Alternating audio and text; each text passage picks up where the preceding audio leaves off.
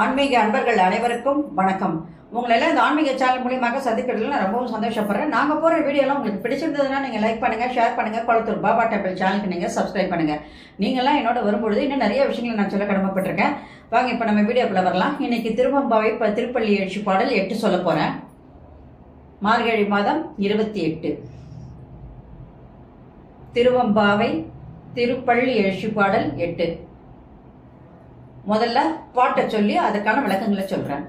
முந்திய முதல் நடு இறுதியும் ஆனாய், மூவரும் அருகிலர் யாவர் மற்றறிவார், பந்தனை விரலையும் நீயும் நின்னடியார், பழங்குடில் தோறும் எழுந்தருளிய பரணே, செந்தமிழ் புரை திரு மேனியும் காட்டி, திருப்பெருந்துறை கோயிலும் காட்டி, அந்தணன் ஆவதும் காட்டுவது ஆண்டாய், ஆரமுதே பள்ளி எழுந்தருளாயே. இது பாடல். இப்போ இந்த பாடலுக்கான விளக்கம். மாணிக்கவாசக பெருமான் ஒவ்வொரு பாடல்லையும் ஏதாவது ஒரு முக்கியத்துவத்தை கொடுக்கிறார். இந்த பாடலை பொறுத்த வரைக்கும் ஐம்புலன்களையும் அடக்கி ஆன்மாவிற்குள் இறைவனை நாம் கொண்டு வரும் பொழுது ஞானமாகிய அந்த அம்பலத்தை நம்மால் உணர முடியும் என்கின்ற ஒரு விளக்கத்தை இங்க கொடுக்கிறார். இதுதான் அதனுடைய முக்கியத்துவம். இப்ப இந்த பாடலுடைய விளக்கத்துக்கு வரலாம். முந்திய முதல் நடு இறுதியுமானாய், மூவரும் அருகிலர் யாவர் மற்றறிவார், பந்தனை விரலையும் நீயும் நின்னடியார், பழங்குடில் தோறும் எழுந்தருள் பரணே என்று சொல்லும் பொழுது இறைவன் எங்கும் நிறைந்த அமுதமானவன், அனைத்துக்கும் முற்பட்டவன், முதலும் நடுவும் இறுதியுமானவன், பிரம்மன், திருமால், உத்திரன் மூவராலும் அறிய முடியாத பெரும் பரம்பொருள் அவன். ஆனால் உன் அடியவர்கள் பழங்குடிசைதோறும் எழுந்தருளி இருக்கின்றாய் என்று கூறுகின்றார். இப்போ பழங்குடிசைதோறும் பழைய குடிசைகள் எல்லாம் இறைவன் எழுந்தருளி இருக்கின்றார் அப்படிங்கிறதுக்கு ஒரு சின்ன உதாரணத்தை உங்களுக்கு கொடுக்குறேன். காஞ்சியில காடவர் கோமான் என்கின்ற பெரிய அரசன் இருக்கின்றான். அவன் இறைவனுக்கு ஒரு பிரம்மாண்டமான கோயிலை ஒரு குறிப்பிட்ட நாளில் கட்ட வேண்டும் என்று நினைத்தான். அதற்காக அவன் என்ன பண்றானா, கற்ப கிரகம், அர்த்த மண்டபம், மகா மண்டபங்கள், தூபிகள், ராஜகோபுரம், உற்சவ மூர்த்திகள், ஆபரணங்கள் எல்லாத்தையும் அவன் என்ன பண்றான், வடிவமைத்து கொண்டு வந்து விட்டான்.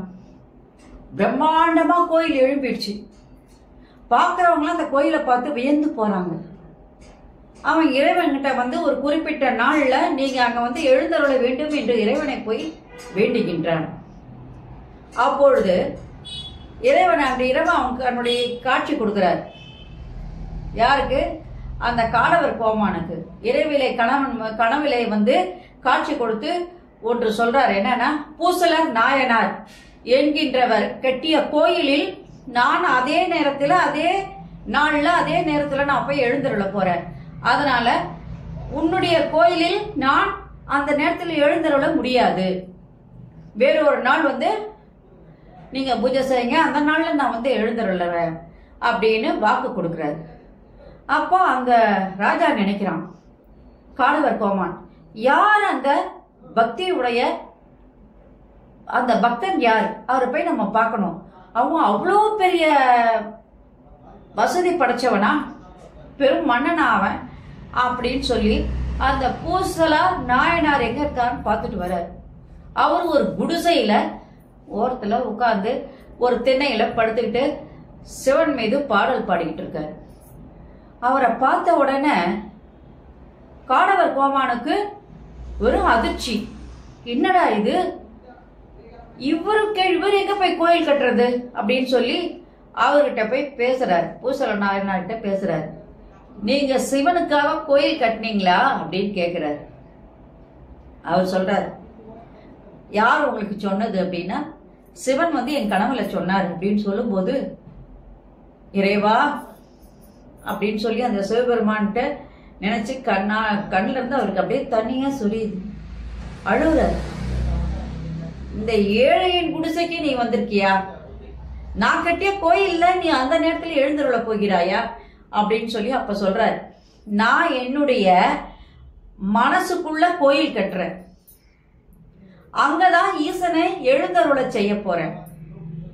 அதுக்கு தான் நான் அந்த நேரத்தையும் அந்த நாளையும் குறிச்சேன் அப்படின்னாரு. அப்போ அவர் சொல்றாரு, நான் என் மனசுக்குள்ளேயே முதல்ல நிதியெல்லாம் திரட்டிட்டேன். நான் ரொம்ப பரம ஏழை, அதனால மனசுக்குள்ளேயே நான் வந்து நிதியை திரட்டிட்டேன். அப்புறம் கருங்கல், மரம், சுண்ணாம்பு இதையெல்லாம் நான் சேர்த்துக்கிட்டேன். அந்த மண்டபம் கெட்டுவதற்கு என்னெல்லாம் தேவையோ அதெல்லாம் என் மனசுக்குள்ளேயே நான் கொஞ்சம் கொஞ்சமா சேர்த்துட்டேன். அதுக்கப்புறமா கற்ப கிரகம், அர்த்த மண்டபம், மகா மண்டபம், யாக மண்டபம், அலங்கார மண்டபங்கள், அது மட்டும் இல்லாம உற்சவ மூர்த்திகள், திரு ஆபரணங்கள் இதையெல்லாம் சேர்த்து அதுக்கப்புறம் ஒரு திருக்குளமும் என் மனசுக்குள்ளேயே நான் வெட்டிட்டேன் அப்படின்னு சொல்றாரு. வெட்டி இறைவனை அங்கே எழுந்தருளை செய்வதற்கு நாள் நேரத்தை எல்லாம் குறிச்சிட்டேன். அங்கதான் இறைவனை எழுந்தருளை செய்யணும்னு சொல்லி வேண்டிக்கிட்டேன். ஆனா இறைவன் இந்த குடிசைக்கு எழுந்தருளை என் மனமாகிய அந்த ஆலயத்திற்குள் எழுந்தருள்வார் நான் நினைச்சு கூட பார்க்கல அப்படின்னு சொல்லிட்டு என்ன பண்றாரு, அந்த சிவன் இருக்கின்ற அந்த இடத்துல கீழே விழுந்து கும்பிடுறாரு. அப்பதான் அந்த காடவர் கோமான் சொல்றாரு, இறைவன் எப்படிப்பட்டவர்னா ஏழைகளின் பழைய குடிசை தோறும் எழுந்தருளி இருக்கின்றவர், எளிமையானவர், பக்தர்களுக்கு என்ன பண்றாரு, அடிபணிகின்றவர் என்பதையெல்லாம் நம்ம புரிஞ்சுக்கிறதுக்கு இந்த ஒரு சின்ன உதாரணம் போதும். அன்னைக்கு காடவர் கோமான் உணர்ந்தார் என்பதை விட நாமும் உணர்ந்து கொள்வதற்கு இந்த வரிகள் வந்து முக்கியத்துவம். அதனால்தான் இந்த மாணிக்கவாசக பெருமாள் சொன்னார், ஏழைகள் குடிசைகள் தோறும் எழுந்தருளி இருக்கின்றவன், பழங்குடில் தோறும் எழுந்தருளிய பரணே என்று சொன்னார்.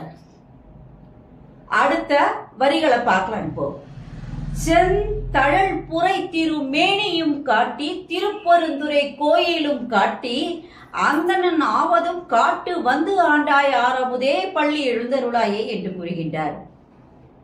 இப்போ இந்த வரிகளுக்கான விளக்கம் என்னன்னு பாத்தீங்கன்னா, பரம்பொருளே சிவனுடைய சிவந்த கழல் அணிந்த உன் திருமேனி காட்சி தந்து திருப்பெருந்துறையிலே நீ அமர்ந்த திருக்கோயிலையும் காட்டி என் குருமூர்த்தியாகிய ஒரு அந்த வேடத்தையும் நீ காட்டினாய் என்று சொல்லும் பொழுது சிவபெருமான் அந்தணருடைய வடிவத்தில் வந்து அந்தணராக வடிவம் எடுத்து வந்து அடிகளகத்தில் வருகின்றார்.